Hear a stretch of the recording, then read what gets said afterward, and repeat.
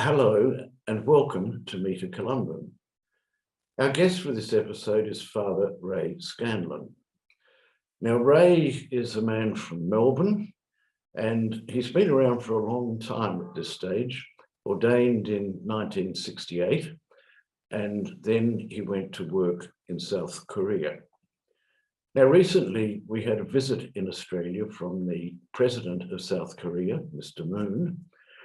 Now, he is a Catholic, and he has a background in the YCW, the Young Christian Workers, and is well known for the work he did as a young man and also later on during his life in the pursuit of social justice. Now, this reflects, I think, Ray, the fact that South Korea today is a radically different country from the one that you went to some 53 years ago. Yes, definitely. The country I went to 53 years ago was very much, it was rural. A lot of the people were involved in farming. And that was difficult for them because it's not a big country and the population was growing considerably all the time. And there needed to be a change in society there for it to develop. And it was at that time the president was around about that time was Park Chung-hee, who became a dictator as we know, but he did the good thing of industrializing the country, setting up factories, lots of them, and industrial estates actually, and so it provided work for many young Koreans, of course, men and women. And as we know, it's been very successful. If we just look around today, we see the number of, look on our roads, we see cars from Kia and others. We look at our television sets and many of them are made in Korea, and so many other things, electronic things and other products. Yes, so it's become very much a wealthy, a successful industrial country now. And yes, that's the progress. Now, this represents quite a radical change, I think, because Korea is an old country and for many, many years existed as a rural society. And the church in Korea is also an old church and a unique one, in that the first Christians did not have a priest with them. The church was originally set up by lay people, and eventually I think one or two went to Peking into China to study for priesthood and returned. Now, you had experience of working in country areas where there were traditional Catholics. And what type of characteristics did you notice about the people in the parishes where you worked? Yes, so I'm very grateful for that experience I had. There's two parishes I worked in for a while. We call them in Korean, it's Kugyo, which literally means old Catholics. So they were descendants of those people you just mentioned who discovered the Catholic religion in China and studied it and brought it back to Korea. And they were persecuted because they did that. There was many of them. They say there's something like 80,000 Korean believers were martyred for their faith. That's quite a record to have, isn't it, for a church? And as you said, they were lay people, and they brought it back. Eventually, one Korean man, Kim Taegon Andrea, was ordained a priest, and he got back in, smuggled into the country, but it wasn't long before he was captured and put to death too. There are 103 Korean martyrs, canonized saints, martyr saints. Yes, so that's the record of the church there, and the people that are in these small, out of the way rural parishes were the descendants of those people. They had moved to those areas to avoid being picked up and persecuted in that way. So that's a very strong history of faith that they had, and that is the Korean Church of today has come from that. Yes. Now it's also changed a lot in its demography as the country has industrialized. Populations have moved into cities. It's become an urbanized society. Do these characteristics remain with the Christians or the Catholics in the urban communities, say around Seoul and around Busan and other major population areas? I think so. There has been a lot of growth in the church. There are still people are joining the church and coming catechumens, studying the Catholic doctrine and seeking baptism. The church has grown tremendously in that time.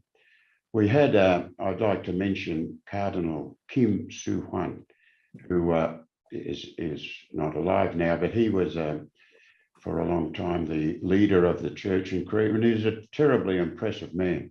A number of years he was voted as the, I'm not sure what word they use, but sort of the most popular man or the best leader in the country by the whole population. Non-Catholics too respected him tremendously. And in those times, I think the church, because of that respect, the church grew very much. There is also a lot of vocations to the Korean seminarians. A lot of religious sisters got very much involved in the church, and so that has brought about, I think, this growth that is there to be a strong church. Now, Cardinal Kim was certainly a great champion of social justice and democracy, especially during the time of the military dictatorship. And I believe he's left quite a strong legacy. And as you say, that legacy was inherited by quite a lot of young Korean Catholic men. They joined seminaries, they became priests, and some of them also joined the Columbans. And you had an integral part to play in their formation, both as priests and Columbans. What kind of typical characteristics would you notice in these young men who were coming into the Columban seminary with the desire to be a missionary at a time when Korea didn't really have a history of sending missionaries? It was a new dynamic that was being introduced to the community. Are there any particular standout characteristics you noticed in these young men? I'm not sure about that. I think they just, well, they were becoming aware of the wider church, I think, and other countries, and I think certainly a lot more of these men, joined the local diocese. That was they were big, but these a number of them, became interested in organisations like ours, a mission society. And I think the outside world sort of attracted them, and just the idea of going to another country on mission appealed to them. But this desire also spread to lay people. Today we have strong lay missionaries who come from Korea. That's right. And also the Korean church in general has been a church with a great outreach. It's reached out to China. It's reached out to places like Mongolia, Turkmenistan, and young men becoming priests from those traditionally not Catholic areas have done their seminary studies and training in Korea, and the church in Korea has sponsored that. Now, this is quite a different dynamic from the type of closed-in country that you went to, where people really were struggling for their own survival and maybe didn't have the energy, the time, or the resources to be outward looking. but little bit by little bit, they became quite an outlooking country. Yes, yes. I think maybe education had a lot to do with that. That's a very big value in Korea is education, good schools, universities, and you know, the numbers that went into schools, high schools, and then universities were very big, and yes, I think there are a lot of respect for that, and I think that would have a lot to do with this their progress becoming a country belonging to on the world stage, you know, and playing a role in that way. And I think their industrial success probably has a lot to do with that too, that they can be very proud of what they have done in that way, and they see it that way. So I think that they have become a people that are proud of what they have done, and their the journey that they have come along in these last 50 years or so. Now, in your later years, you've also had the experience of coming back to Australia and being in Australia and working among our benefactors. That's right, yes. The people who support what we do, the people who take an interest in what we do.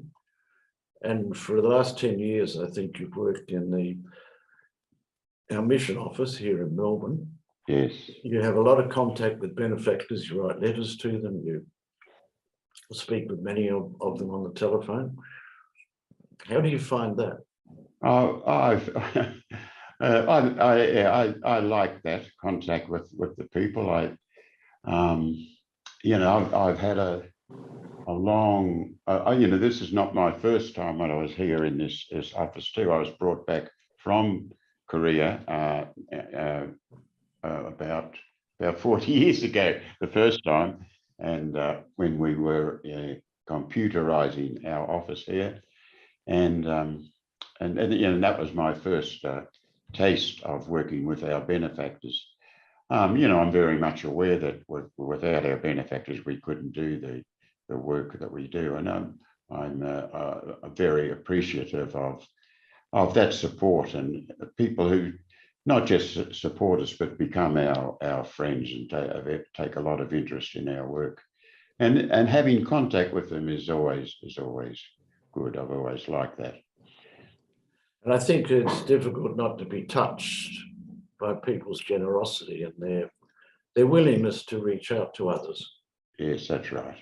And some of the things that they write and tell us too, and their appreciation. And they see our magazine, I think, they see articles in our magazine and that touches them, and they respond very generously to it. So it's nice to be part of that process, I think, yes. This is also, of course, my home country, so it's not very difficult for me to be here because I know people around here and my own relatives and friends, and very much at home in this part of the world, yes. Yeah, we understand, Ray, that you're back here living in your old heartland, and you're an ardent Essendon supporter, and have been since you were a small child.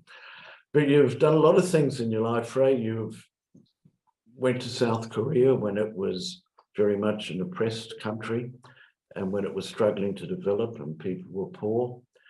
You've worked in the formation of Korean students for the priesthood and for the missionary life. You've done that both in Korea and then later in the United States with the International Theologate. You've been back in Australia, you've worked in the office in contact with benefactors. And as you look back on your life, you must be able to do so with a fair bit of satisfaction of what you've been able to achieve and what you've received. Yes, I do look back on it with appreciation, I suppose, and gratitude at the different experiences I've had. There's one other that hasn't been mentioned, and I think, and it was an important one too, and that was working in an industrial estate or beside it in a parish that was when the country was becoming industrialized. This is in South Korea, right? In South Korea, yeah.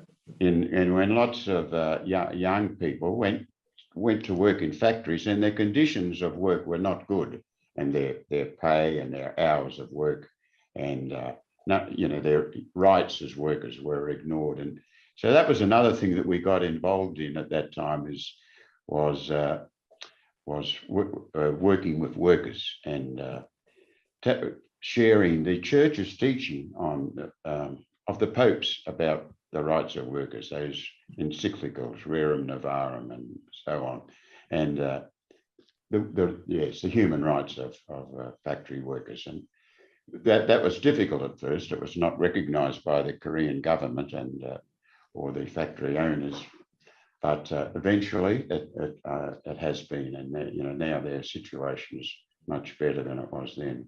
So I think that's another good thing that we, as Columbans, we engaged in and were successful doing. Well, thank you very much, Ray, for sharing with us about your many experiences in life over quite a long period of time. I don't want to stress your age, but you're not the youngest of us anymore. And congratulations on what you've done and what you've achieved. And thank you so much for being with us today. Thank you, Jim. It was good to be here. Yeah. We've been talking with Ray Scanlon on Meet a Columban, and I'm Jim Mulroney.